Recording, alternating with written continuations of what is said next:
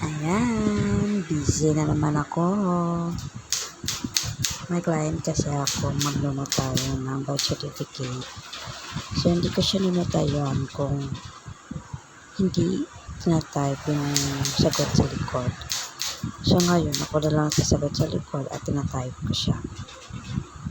Ayan. Bisa ko dyan. Nagtigas kasi ng typewriter dyan.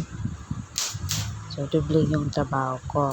Magawa ng computer, o man mapapagawa dun sa computer, kung mapapamit tayo dun sa table, kung man mapapatay ng birth certificate, kung may magpanag tayo ng birth certificate. Hindi, ginagawa ko siya pamilitan ng typewriter. Nagtigas kasi, luma na kasi yung typewriter na to. Hindi kasi ako mag-ano tayo kung hindi nila mag-blanco yung mga papel nila. Kaya yan. Yung silika ng ginagamit ko. Silika yung client ko. Kung kilala ko ba yung si Man. May binata kasing lalaki dun sa harap ng insurance. Kapit-bahay daw nila. Akala niya ligaw daw yun sa akin. Taga saan kayo? Taga Bisa. Ayaw mo nagtrabaho dyan? Sa insurance? Ikaw, hindi ko naman siya kilala. Ayun pala, nung nalaman ko ng address. Sila nag-stay. Ayan, alam ko. Kusina nila yan. Siya yun ang sinasabi niya. Ha? So, pinagpatuloy ko muna yung ginagawa ko dito. Habang wala pa yun, dumating yung mga kliyente ko.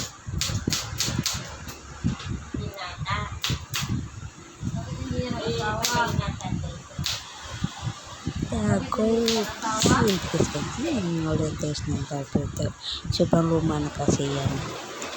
Yung typewriter na yan. Sa amin yun. So, ngayon sa computer naman tayo, no, sa keyboard. Yung ngayon, dyan bakas hindi pwede kasi makomputer yung idadaan ng computer yung birth certificate sa likod kasi idadaan talaga sa typewriter. Pwede naman siya isulat, pero pangit kasi kung sa sulat. Minsan kasi pangit yung sulat mo, yung handwriting mo hindi na mabasa. So, idaan ko na lang sa typewriter. Kaya naka-adjust po na ako dahil nasira yung ano niya, yung tape niya. Ayaw na niyang, wala ng ink. Hindi pa ako bumili ng tape na yan. Inaayos ko pa.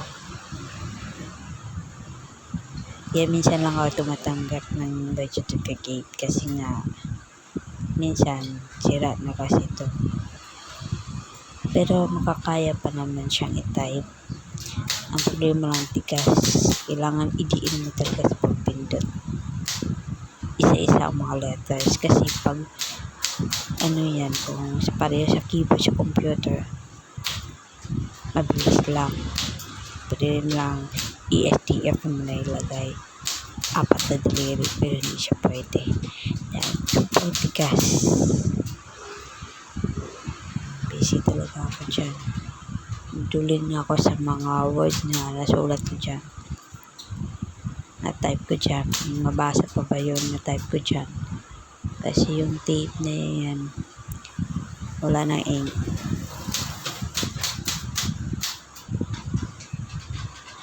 Yan, malapit na akong matapos dito. Late kasi ito eh. Late registration. Kaya umaba pang itatype ko dyan.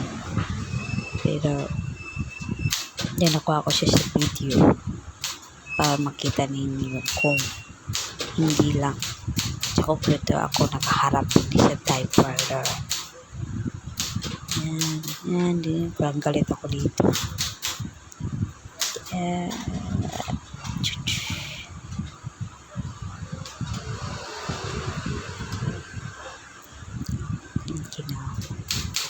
Diba?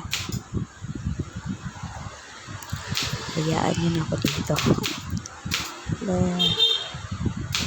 Ang haba ng video ko dito. Hindi ko nakalimutan kong i-off yung video. Na-stop. Kalimutan ko mag-stop. Then, na-upload ko na lang kasi sayang yung video na to kung hindi ko siya i-upload. No? Ano yan? Ayun. Marami nahulog ata. Siya. Teka lang. Parang may ginawa pa ako dito. Hindi ko alam kung ginawa ko dito. Ay, nahanap ko yung papel. Baka nahulog sa baba.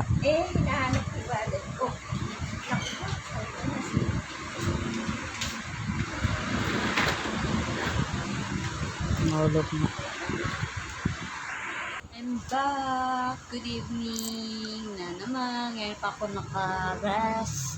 Alas 6 na. So, sobrang busy ako ngayon. Well, may papakita ko sa inyo na may nagsasabi ng Roblox. Thank you so much. And also, may may nakita akong license.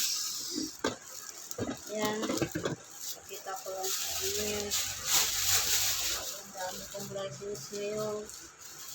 Tapos,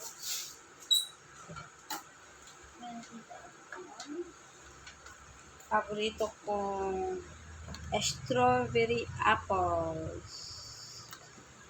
Yan, ito mga paborito ko mga strawberry apples. So, nagutom ako, kakain ko ito mamaya. Titikman natin mga omega kung talagang crispy pa siya.